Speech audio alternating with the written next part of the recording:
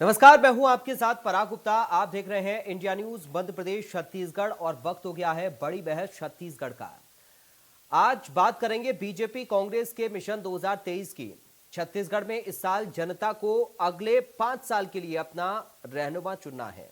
लिहाजा कांग्रेस और बीजेपी दोनों ही जनता की अदालत में जाने के लिए तैयार हैं। कांग्रेस ने ऐलान किया है कि वो 15 साल बीजेपी सरकार की नाकामी और 5 साल की अपनी सरकार की उपलब्धियों को लेकर जनता के बीच जाएगी। इस पर बीजेपी ने भी कांग्रेस सरकार की नाकामी और वादाखिलाफी गिनाने का ऐलान कर दिया। इस साल आपको राजनीति के हर रंग देखने को मिलेंगे, क्योंकि 2023 चुनावी साल जो है, साल के पहले महीने में ही कांग्रेस और बीजेपी के बीच घमासान शुरू हो चुका है। केंद्रीय मंत्री अमित शाह और प्रभारी ओम माथुर के दौरे से चार्ज बीजेपी ने कांग्रेस हटाओ छत्तीसगढ़ बचाओ अभियान चलाने का ऐलान किया, तो कांग्रेस ने जवाब में बीजेपी के 15 साल बनाम कांग्रेस के 5 साल के कार्यकाल को जनता के बीच ले जाने की बात कही। रमन बनाम भूपेश के कार्यकाल की तुलना बीजेपी को भले ही पसंद ना आ रही हो, लेकिन 2019 में ठीक इसी तरह पीएम नरेंद्र मोदी ने भी कांग्रेस के 55 साल की सरकारों के कामकाज पर हमला करते हुए अपनी सरकार के 15 महीने के काम गिनाए थे। फिलहाल सवाल यह है कि छत्तीसगढ़ में कांग्रेस को इसकी जरूरत क्यों पड़ रही है। इसका रास्ता भूपेश बघेल ने भी भेंट मुलाकात के जरिए निकाला, जहां वो विधायकों के कामकाज का लेखा जोखा ले रहे हैं। जिस परफॉर्मेंस पर सीएम भूपेश बघेल ने कह भी दिया, भेंट मुलाकात के जरिए विधायकों को लगातार कार्य बताए जा रहे हैं। जब कार्य अच्छा होगा तो टिकट काटने जैसी बात नहीं आएगी। अगर स्थिति नहीं सुधरी तो आगे निर्णय लिया जाएगा। अब तक 50 से अधिक विधानसभाओं का दौरा कर चुके हैं और बीजेपी भी कहां चुप रहने वाली थी। नेता प्रतिपक्ष ने चुटकी लेते हुए कह दिया, मुख्यमंत्री स्थिति को खुद बिगाड़ रहे हैं, ताबड़तोड़ घोषणा कर रहे हैं, बजट है नहीं, पूरा कहां से करेंगे। टिकट का विषय अभी बहुत जल्द बाजी होगी। पार्टी की बात करें तो 5 उपचुनाव हुए, 5 उपचुनाव हम पार्टी से लड़े और सभी जगह रिजल्ट हमारे फेवर में आया।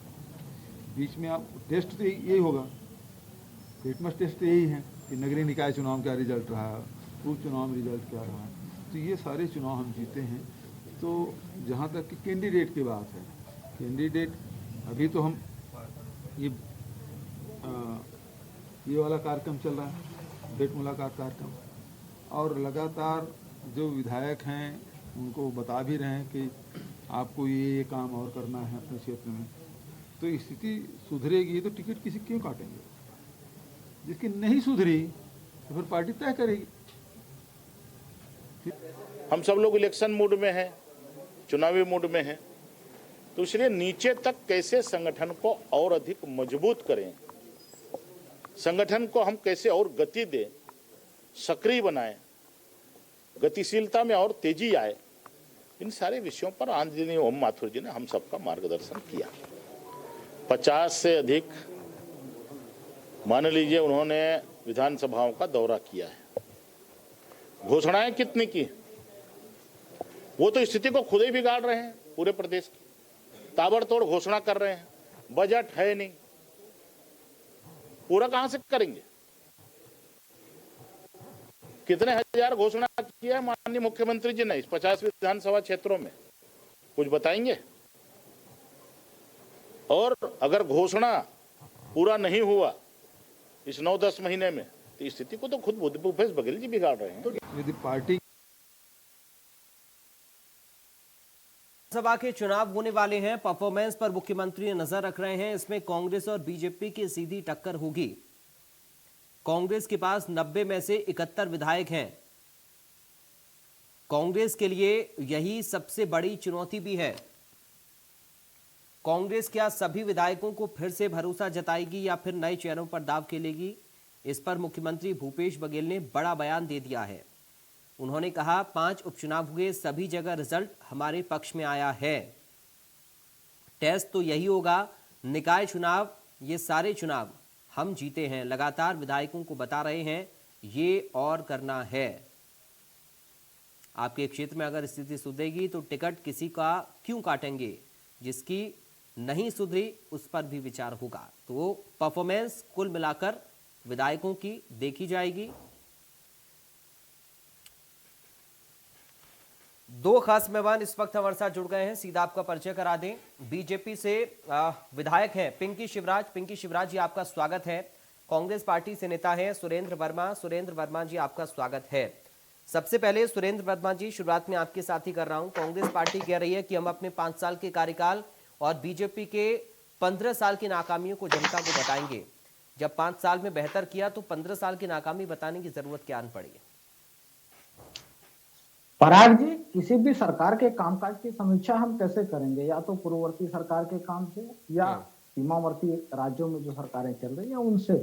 स्वाभाविक है, जो जन अपेक्षाएं थी, जो 3 बार भारतीय जनता पार्टी को अवसर मिला, उस दौरान क्या हुए और विगत 4 वर्षों में क्या हुआ, ये तो स्वाभाविक प्रक्रिया है और होनी भी चाहिए। कामकाज की समीक्षा सरकार की, जनप्रतिनिधियों की होनी चाहिए। ऐसे निर्णयों का स्वागत होना चाहिए। देखिए, ये वही छत्तीसगढ़ है जहां कर्ज के बोझ से लद के रोज औसतन 3 किसान आत्महत्या करते थे।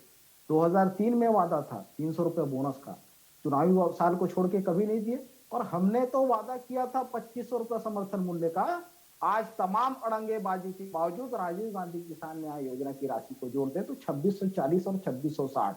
देश के भीतर कोई दूसरा राज्य हो जहां धान का इतना समर्थन मूल्य मिल रहा है, वो बताएं। न केवल धान का, कोदो, कुटकी, रागी, जो पड़ती जमीन में, जो वनांचल में, वन क्षेत्र में जो मिलेट्स लगाए जाते हैं, उसका भी समर्थन मूल्य छत्तीसगढ़ में मिल रहा है और 3000 रुपए मिल रहे हैं। और इसके अतिरिक्त जो है 10,000 रुपए इनपुट सब्सिडी, धान के किसानों को 9,000 और दिगर फसल है उनको 10,000।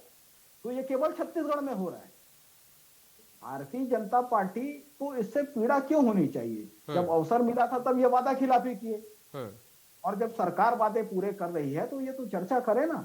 और ये स्वाभाविक प्रक्रिया है। जो भूपेश सरकार ने पिछले 4 साल में 90% वादे पूरे किए, जो जन अपेक्षाओं पर खरी उतरी है, और बाकी के वादे भी, 1 साल का समय बचा है, 5 साल का जनादेश है, बाकी वादे भी पूरे होंगे। ये अंतर है भाजपा और कांग्रेस में। इनके वादे जीतने के बाद जुमले घोषित हो जाते हैं, और कांग्रेस का कमिटमेंट है, ब्लूप्रिंट है, उस पर ही काम कर रहे हैं। बिजली बिल हाफ हुआ कि नहीं, किसानों को फ्री बिजली मिल रही कि नहीं, छोटे भूखंडों की रजिस्ट्री रोक के रखी गई थी वो चालू हुई कि नहीं, 30% गाइडलाइन दरों पर कमी हुई कि नहीं, जो लोहारी गुंडा में जमीन छीन के लैंड बैंक बनाया गया था वो वापस हुआ कि नहीं, जो वनोपजों का संग्रहण है वो 600 गुना बढ़ा है। 6 वनोपज खरीदे जाते थे, आज 65 वनोपज खरीदे जा रहे हैं। न केवल मात्रा बढ़ी है बल्कि दरें भी, जो हमारा वादा था 2500 रुपए से बढ़ा के 4000 रुपए प्रति मानक बोरा तेंदू पत्ते का दाम, वो भी दे रहे हैं। 17 रुपए में महुआ खरीदा जाता था, आज 30 रुपए में खरीदी हो रही है।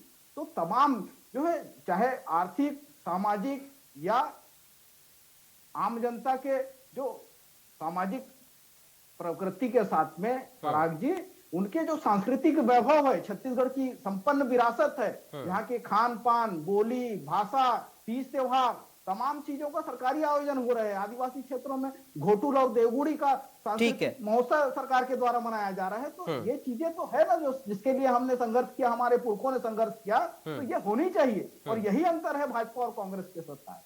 पिंकी शिवराज जी, कांग्रेस तो परफॉर्मेंस देख रही है, बीजेपी कैसे उतरेगी चुनाव में?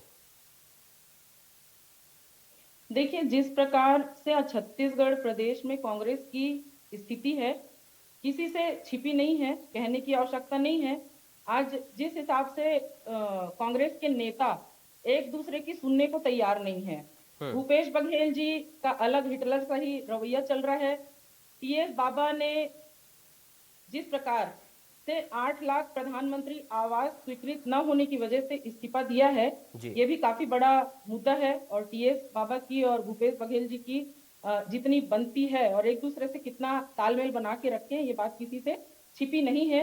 वहीं इनके मोहन मरकाम जी, जो पार्टी के प्रदेश अध्यक्ष हैं, उनका अलग गुट चल रहा है। तो जिस प्रकार से कांग्रेस के बीच में गुटबाजी हावी है, और इसी गुटबाजी को दूर करने के लिए इनके जो प्रदेश के प्रभारी थे पीएल पुनिया जी, उनको हटाया गया है और उनकी जगह नया प्रभारी इनका नियुक्त किया गया है। लेकिन आज भी गुटबाजी जिस तरह से कांग्रेस में हावी है, वो किसी से छिपी नहीं है। आए दिन इनके मंत्रियों के जो स्टेटमेंट आते हैं, वो आए दिन इनके विधायकों के जो बगावती तेवर हम सब लोगों को देखने को मिलते हैं, वो मैं पूछना चाहती हूँ। कांग्रेस ने कहा है कि वो भारतीय जनता पार्टी के 15 साल के कार्यकाल और अपने 5 साल, अभी तो 4 ही साल हुआ है, आगे आप ये जो 8-10 महीने का समय है इसमें क्या करेंगे, इसको भी छत्तीसगढ़ की जनता देखेगी। आपने कहा है कि हम अपने 15 साल के कार्यकाल जो बीजेपी ने किए हैं उनको और अपने 4 साल के कार्यकाल को लेकर के जनता के पास में जाएंगे। मैं आपके माध्यम से कहना चाहूंगी कि अगर वास्तव में कांग्रेस में कोई वास्तविकता होगी और अगर अपने बात पे कायम रहेगी तो इन्हीं विकास कार्य जो इन्होंने इन 4 सालों में किए हैं उनको लेकर के जाएं। निश्चित तौर पर आज छत्तीसगढ़ की जो स्थिति है, आप छत्तीसगढ़ की जनता को क्या बताएंगे कि आपने 4 साल के कार्यकाल में छत्तीसगढ़ में क्या दिया है।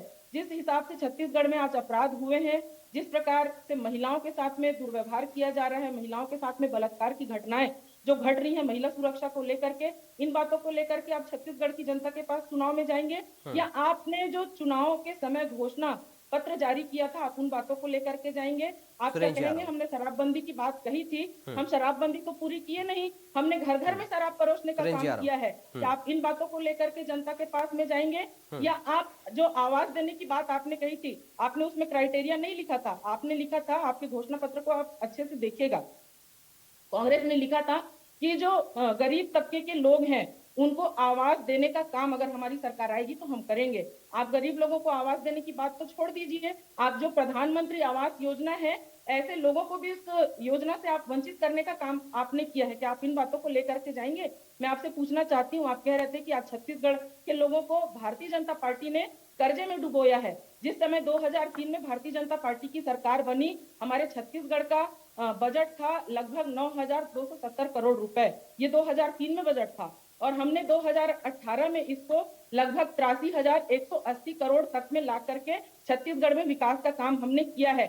मैं आपसे पूछना चाहती हूँ, आपकी महत्वपूर्ण योजना है नरवा गरवा घुरवा, अगर उस योजना के लिए आपने कितना बजट का प्रावधान किया है और ये कितना सार्थक है, आप इस बात को भी कहिए। आज पंचायत के लोग रोते फिर रहे हैं नरवा गरवा घुरवा के नाम से। जो पंचायत का पैसा है, आपके 15वें वित्त का पैसा, मूलभूत का पैसा, उनका उपयोग सरकार दबाव में ला करके नरवा गरवा घुरवा का काम करा रही है। अब पंचायत के लोगों से पूछिए कि जब भारतीय जनता पार्टी का कार्यकाल था, जब हम सरकार में थे, हमने एक एक पंचायत में 10 से 15 करोड़ रुपए का काम कराया है। लेकिन आज आप विकास कहाँ कर रहे हैं? केवल आप अपने लोगों को लाभ पहुंचाने का काम कर रहे हैं। छत्तीसगढ़ की जनता को और गर्त में ले जा करके आप छत्तीसगढ़ के लोगों को एक धान खरीदी के नाम पे जिस तरह से आप कर्जे के ऊपर कर्जा ले रहे हैं, छत्तीसगढ़ के लोगों को कर्जा में डुबाने का काम आप कर रहे हैं। सरकार कर्जा नहीं ले रही है, ये जनता का पैसा है और जनता के ऊपर ही कर्जा लादने का काम कांग्रेस कर रही है। आप इसका जवाब दीजिए। मैं आपसे पूछना चाहती हूँ कि आपकी जो फ्लैगशिप योजना है नरवा गरवा घुरवा, उसके लिए आपने कितने बजट का प्रावधान किया है और कहां पर आपका यह काम सफल है? बताइए। सुरेन जी। पराग जी, भारतीय जनता पार्टी की सम्माननीय नेता है पिंकी जी, लेकिन आरएसएस की ट्रेनिंग का नतीजा है। जिस प्रकार से ये झूठ बोलते हैं, आपको मैं प्रमाण देता हूं। 9 तारीख को भाजपा के प्रदेश अध्यक्ष अरुण साव ने ये कहा था कि प्रदेश में 16 लाख आवास मिलने थे, प्रधानमंत्री आवास के। कल एक निजी चैनल टीवी 24 के कार्यक्रम में भाजपा के वरिष्ठ नेता रामविचार नेताम ने कहा कि 8 लाख पीएम आवास मिलने थे। मतलब एक दिन में 8 लाख बन गया। तो और आज पिंकी जी भी कह रही है कि 8 लाख। विधानसभा के लिखित जवाब में भार साधक मंत्री मोहम्मद अकबर ने विगत सत्र में लिखित जवाब में दिया है। ये सारे भाजपाइयों को पता है कि 3,74,000 कुल आवास थे जो वर्ष 19-20 और 20-21 के थे। ये आप 22-23 में सुन लीजिए, ये गंद फैलाना छोड़ दीजिए। विधानसभा का लिखित आंकड़ा है, चुनौती देता हूं मैं। और ये भाजपाई जैसे झूठ बोलते हैं 16 लाख, 12 लाख, 8 लाख, ये आंकड़े इनको व्हाट्सएप यूनिवर्सिटी में मिलते हैं। और 3,74,000 19-20 और 20-21 का आंकड़ा है, जिसमें से आधे बन गए, कुछ निर्माणाधीन है। 21-22 और 22-23 में एक भी पीएम आवास छत्तीसगढ़ को स्वीकृत नहीं है। यह भाजपा के 9 निकम्मे सांसदों के निकम्मेपन का प्रमाण है। और जब छत्तीसगढ़ के हक और अधिकार की बात आती है, कोल की रॉयल्टी कितने साल से बताया है? 4170 करोड़। ये बताए क्षतिपूर्ति केंद्र सरकार जो हमारा उत्पादक राज्य है पराग जी, जीएसटी में जो उत्पादक राज्य है उसको नुकसान होता है। 5 साल के लिए क्षतिपूर्ति की व्यवस्था थी, जिसको केंद्र सरकार शेष लगा के वसूलोगी, अगले 5 साल तक बढ़ा दिया गया है। लेकिन जब छत्तीसगढ़ को उसका हक देना था वो बंद कर दिया गया। तब भाजपा के सांसदों के मुंह में दही जम जाता है। कर्ज को लेकर बात कर रहे थे। 2003 में जब रमन सरकार आई, 3,000 करोड़ से ज्यादा का सरप्लस फंड था। फिर से सुन लीजिए, जल, जंगल, जमीन, बिजली, पानी, तमाम संसाधन सरप्लस है। यहाँ की जनता को कर्ज में डुबाने का काम रमन सरकार की किस विषय में?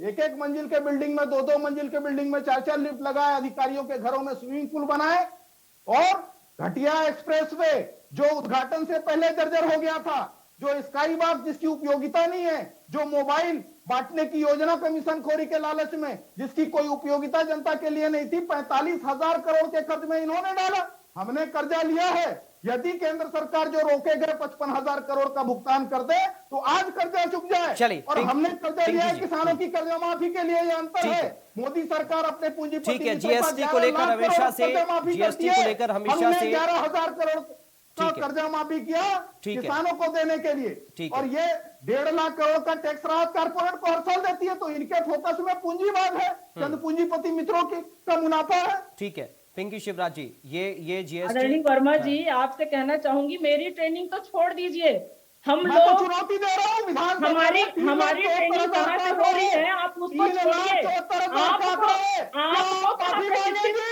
वर्मा जी, मैंने आपकी बात सुनी, आप आंकड़ा कहाँ से आया? वर्मा 8 जी, लाख का मैंने आंकड़ा आपकी कहाँ बात से आया? सुनी, आप मेरी बात सुनिए, चिल्लाने से झूठ के लिए आप माफी मांगेंगे कि आप चिल्ला के बोलेंगे 16 लाख के लिए तो माफी मांगेंगे? आप चिल्ला के बोलेंगे तो अपनी झूठी बात को सत्य नहीं कह सकते हैं। आपने, अगर मैंने आपकी बात सुनी तो आप भी आराम से मेरी बात सुनिए, है ना? और रहा सवाल आप झूठ बोलेंगे तो प्रतिवाद करना मेरा नैतिक दायित्व झूठ है। बोलने की आदत कांग्रेस की है, और कांग्रेस ने भाजपा 50 सालों तक देश में 50 सालों तक कांग्रेस ने यही कहा है, झूठ के दम पर राजनीति आप लोगों ने की है। अगर कांग्रेस ने कहा कि हम गरीबी मिटाएंगे और कांग्रेस कहा गरीब आदमी के साथ, तो आज इतनी अधिक संख्या में गरीबी रेखा के नीचे जीवन यापन करने वाले लोग नहीं होते। अगर कांग्रेस ने काम किया होता एक एक करके अपनी बात आज रखें, गरीबों की प्लीज। संख्या इतनी अधिक नहीं होती। आपने अगर ठीक है, सुरेंद्र वर्मा जी, पिंकी शिवराज जी, प्लीज एक एक करके अपनी बात रखें, दर्शक भी समझ पाए कि आप लोग क्या बोलना चाह रहे हैं, प्लीज। ठीक है, पिंकी शिवराज जी, आंकड़ा चूंकि सुरेंद्र वर्मा जी कह रहे हैं कि पिंकी शिवराज जी, सुरेंद्र वर्मा जी कह रहे हैं कि विधानसभा का लिखित आंकड़ा कुछ और कहता है और आपके नेता बाहर कुछ और कहते हैं, तो ये इतना अंतर आखिर कैसे? गलत गलत आंकड़े आते हैं। इन्होंने भाजपा को चैलेंज किया है, ये अपने मंत्री को चैलेंज करे ना। जिस समय टीएससी देश ने इस्तीफा दिया है, उनके इस्तीफे में 8 लाख प्रधानमंत्री आवास का लाभ लोगों को नहीं दे पाना उनके इस्तीफा का प्रमुख कारण है। आपको अगर रिकॉर्ड प्रस्तुत करना है, रिकॉर्ड देखना है, तो आप अपने नेता का देखिए। यही मैंने कहा है कि कांग्रेस को शुरू से ट्रेनिंग देखी जाती है, कांग्रेस को शुरू से इसीलिए ट्रेनिंग दिया जाता है कि ये हल्ला करे, अनुशासन नाम की कोई चीज है नहीं। कांग्रेस में अनुशासन नाम की कोई देखिए, एक एक करके बात रखेंगे, दर्शक भी समझ पाएंगे, क्योंकि बड़े गंभीर विषय पर हम चर्चा कर रहे हैं। सीएम का आपके मंत्री के साथ ये सब मुद्दे जनता से जुड़े हुए हैं, उनका समझना बेहद जरूरी है। पत्र को चैलेंज करिए भाई साहब, आप मुझे यहाँ पर बोलेंगे उससे कोई मतलब नहीं है। आपने आप बोल दीजिए कि मंत्री ने झूठा इस्तीफा पत्र दिया था। आप चैनल पे झूठ बोल रही है और 100 ने झूठ बोला था, बताइए। 9 तारीख को ठीक है, चलिए मैं सुरेंद्र जी थोड़ा सा आपसे दरख्वास्त करूंगा, एक बार पिंकी जी अपनी बात कंप्लीट कर लें, फिर मैं आपके पास ही आ रहा हूं, समय चूंकि आप बहुत कम बचा है। ठीक है, ठीक है, मंत्री का पत्र ठीक है, सुरेंद्र वर्मा जी, अपने टीएस सिंहदेव जी का पत्र देखिए, जिन्होंने 8 लाख आवास भूपेश बघेल जी के रोक देने के कारण इस्तीफा दिया था। ये आप बोलेंगे या मैं बोलूंगी, इससे नहीं, आपके रिकॉर्ड में है। 9 तारीख को अरुण साव ने क्या कहा था? आपके मंत्री ने क्या कहा था? यहाँ पे अरुण साव जी के लिए हम बहस करने के लिए नहीं बैठे। प्लीज, ये आप लोगों की निजी लड़ाई नहीं है, इतना उत्तेजित क्यों हो रहे हैं? प्लीज, कर रहे हैं यहाँ पर सुरेंद्र वर्मा जी, पिंकी शिवराज जी, यहाँ पर डिबेट रखा गया है, इतना उत्तेजित मत होइए प्लीज, ये निजी लड़ाई नहीं है ना आप लोगों की। प्लीज, मुद्दों पर हम बात कर रहे हैं सर, थोड़ा शांत रहिए, ध्यान रख के बात करें। ठीक है, पिंकी शिवराज जी आप कंप्लीट करिए बहुत जल्दी से, क्योंकि समय बहुत कम बचा मेरे पास। देखिए, दो आदत कांग्रेस की है। ठीक है मैम, प्लीज अब बात को मत बढ़ाइए आगे। मैं कह रहा हूँ आप आंकड़े पर ही अपना जवाब पेश करिए ना। अगर आपकी जानकारी में नहीं होगा वर्मा जी, आप उनका इस्तीफा पत्र मंगाइए, आपके कांग्रेस के कार्यालय में भी होगा, आपके मुख्यमंत्री निवास में भी होगा। उन्होंने जो इस्तीफा दिया था। सुरेंद्र जी, मैं आ रहा हूँ आपके पास लौटकर, समय बहुत कम बचा मेरे पास। पिंकी शिवराज जी कंप्लीट कर लें, फिर मैं सुरेंद्र जी आप ही के पास आ रहा हूँ। पिंकी शिवराज जी बहुत संक्षेप में अपने कंक्लूड करिए अपने आंसर को। सुरेंद्र जी सुनने के लिए ही तैयार नहीं है, प्लीज उनने कुछ प्लीज नहीं बहुत कहा। संक्षेप में कंक्लूड करिए आप। तैयारी करके निकल जाएंगे। सुरेश जी मैं आ रहा हूँ आपके पास, समय खराब कर रहे हैं ऐसे आप लोग, प्लीज। 8 लाख उनको ट्रेनिंग विधानसभा दिया। में 3,74,000 2 साल से नहीं मिला, उसके लिए कौन जिम्मेदार है ये बताइए आप। चलिए आप पिंकी जी बताइए ना, कंप्लीट आपने करें। अपने फ्लैगशिप योजना के 2 लिए साल क्या से बजट जो में निकल रहे प्रावधान किया है? भाजपा के प्रदेश की 36 जनता से को ट्रेनें कर्जे कैंसिल में हो कौन जाती है डुबा रही है? इनके मुंह प्रदेश में की दही जम जनता को जाता है। कर्जे में ये कौन बनी डुबा रही है? चाटुकारिता में मोदी और शाह की सामने छत्तीसगढ़ के हक और अधिकार की बात करने का साहस नहीं है भाजपाइयों में। ये बताए 2 साल से एक सुरेन दिया जी, बात, सुरेन जी, क्यों नहीं है? पिंकी जी ये कह रहे हैं कि जितना जितना बजट छोड़ कर गए थे ना, उससे बहुत ज्यादा बढ़ा दिया था हमने। क्या ये देखिए नहीं, आप पराग इनसे जी, पूछिए, गुप्ता जी, मैं छत्तीसगढ़ इनसे जो है पूछना सरप्लस चाहती हूँ, स्टेट है। अगर इनके मंत्री इस्तीफा देते हैं, उसमें वो उल्लेख करते हैं कि 8 लाख प्रधानमंत्री आवास के लिए भूपेश बघेल जी पैसा जारी नहीं किए हैं, और मैं इससे व्यथित होकर के इस्तीफा देता हूँ। इससे सर्वसाधारण स्थिति छत्तीसगढ़ में और कहीं नहीं होगी, दूसरे राज्यों में कहीं ऐसी स्थिति नहीं है, और कांग्रेस के लोग अपनी बातों को बढ़ा चढ़ा के बोल के या हल्ला करके दूसरे की बातों को दबा देंगे। चलिए ऐसा नहीं है। समय इतनी इजाजत दे रहा हमें, मैं इजाजत अब आप दोनों से चाहूंगा, चूंकि हम कोशिश यही करें कि मुद्दों पर बात करें, लेकिन तथ्यों के साथ, तर्कों के साथ बात करें तो बेहतर होगा। पिंकी शिवराज जी और सुरेंद्र वर्मा जी, आप दोनों का बहुत शुक्रिया आज की चर्चा का हिस्सा बनने के लिए, चूंकि आज वक्त हमें इतनी इजाजत दे रहा है। तो आपने देखा, परफॉर्मेंस की बात भी सामने आ रही है, मुद्दों की बात भी सामने आ रही है। चुनावी साल है, परफॉर्मेंस और मुद्दों पर बवाल है। नमस्कार।